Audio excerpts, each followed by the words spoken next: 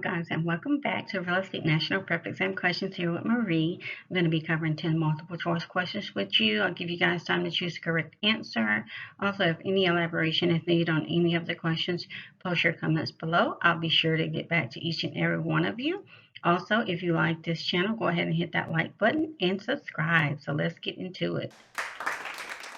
Which of these statements is true? 1. The deed transfers from grantor to grantee when all parties sign the deed and acknowledgement is recorded. 2. The buyer is the grantor. Title to the property transfers when the seller signs the deed. 3. The buyer is the grantee. Title to the property passes to the buyer when the buyer accepts delivery of the deed. Or 4. The seller is the grantee. Title is conveyed when at least one grantee signs the deed and delivers it to the grantor. Which is the best answer here, guys?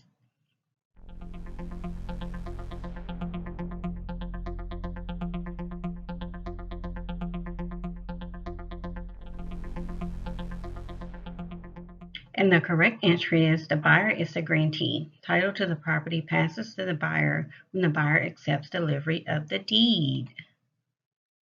The grantee is the buyer, the person receiving the property. Next question.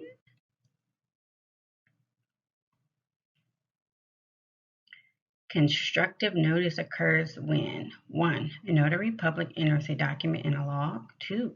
A document is delivered to an individual. 3. A legal document is signed by all parties. Or 4. A document is entered into public records. Which is the best answer here, guys?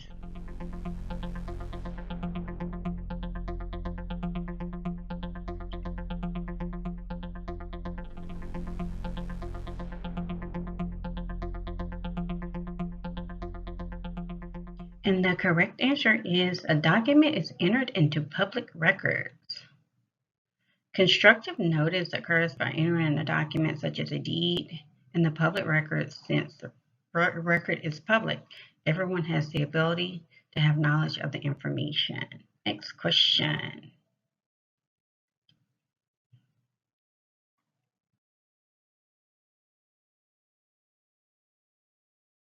Which of these is not an economic characteristic of real property? 1. Improvements. 2. Cost. 3. Scarcity. Or 4. Location. Which is the best answer here, guys?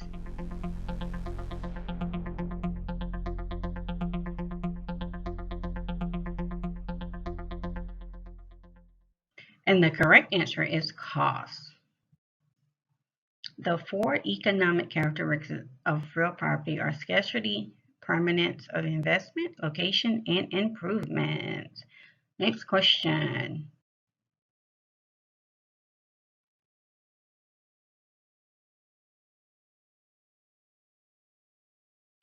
Which of these items would you most likely see as an exclusion in a title insurance policy? 1. A known easement. 2. Property taxes in excess of a certain amount. 3. The mortgage lien that will be paid off at closing. Or 4. An unrecorded lien. Which is the best answer here, guys?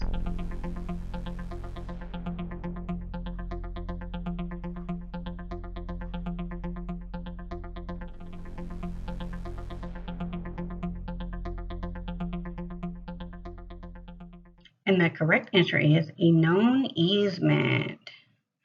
Exclusions on a title policy list known encumbrances such as an easement that the title insurance company will not be responsible for.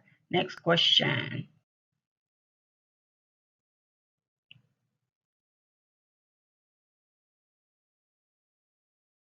Robert and Lisa are selling their home. They spent $35,000 on upgrading the kitchen and the bathrooms over the last 2 years. What is true regarding the value of the house? 1. Based on the principle of the contribution, the upgrades improve the value of the house by $70,000, twice the cost. 2. The principle of substitution determines if these upgrades will increase the value of the home or not. 3. Upgrades improvement the value of the house based on the principle of contribution, but not necessarily the full $35,000. Or 4. Based on the principle of the substitution, the home's value is increased by $35,000. Which is the best answer here, guys?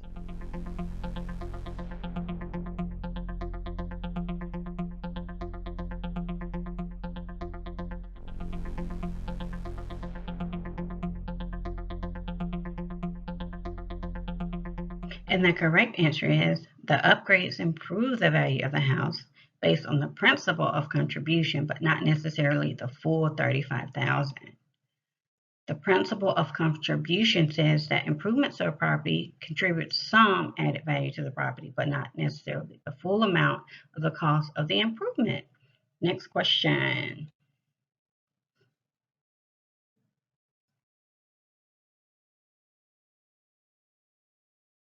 Two neighboring properties are worth $30,000 apiece.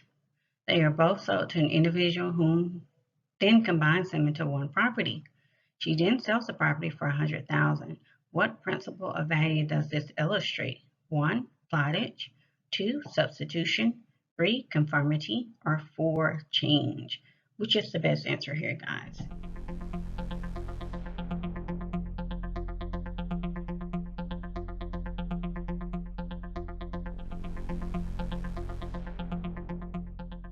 And the correct answer is plottage.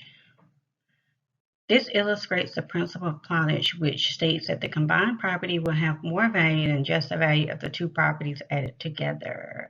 Next question.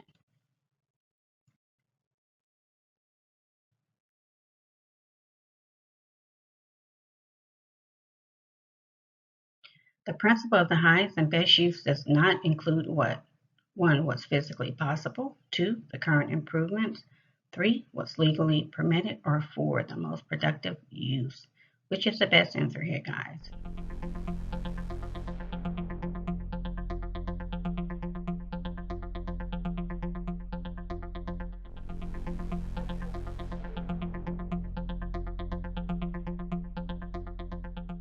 And the correct answer is the current improvement. Value of the site based on its highest and best use doesn't include the value of any improvement. Next question, guys.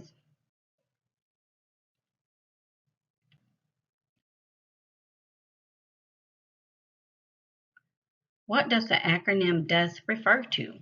1. Demand, utility, supply, and transferability. 2. Demand, utility, scarcity, and taxes. 3. Demand, uniqueness, scarcity, and transferability. Or 4. Demand, utility, scarcity, and transferability. Which is the best answer here, guys?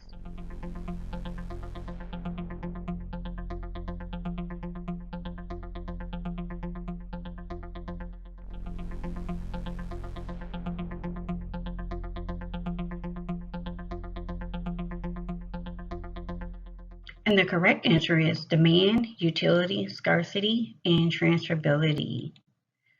DUS is demand, utility, scarcity, and transferability. Next question.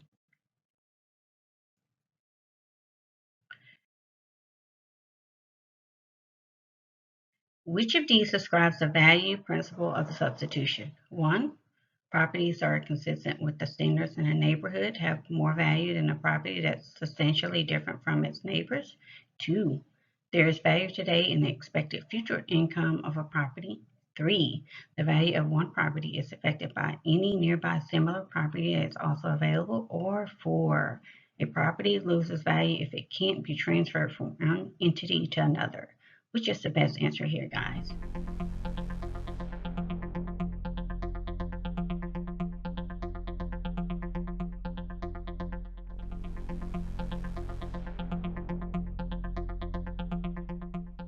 And the correct answer is the value of one property is affected by the nearby similar property that is also available. The principle of substitution says that the value of one property is affected by a nearby similar property since a potential buyer can substitute one for the other. Okay, guys, last question here.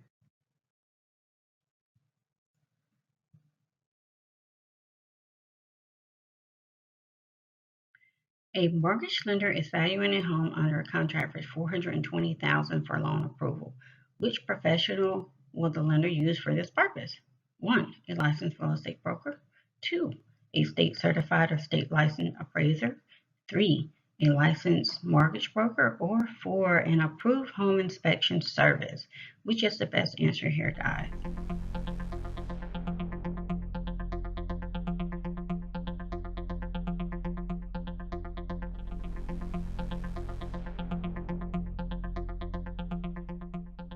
And the correct answer is a state certified or state licensed appraiser.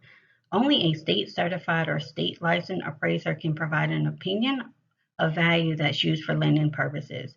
This rule applies to federally related loans and to properties over a minimum value. Okay, guys, this wraps up our questions for today. I'll be sure to get more content out there for you guys. Again, if you need any elaboration, post your comments below. I'll get back to you, and bye for now.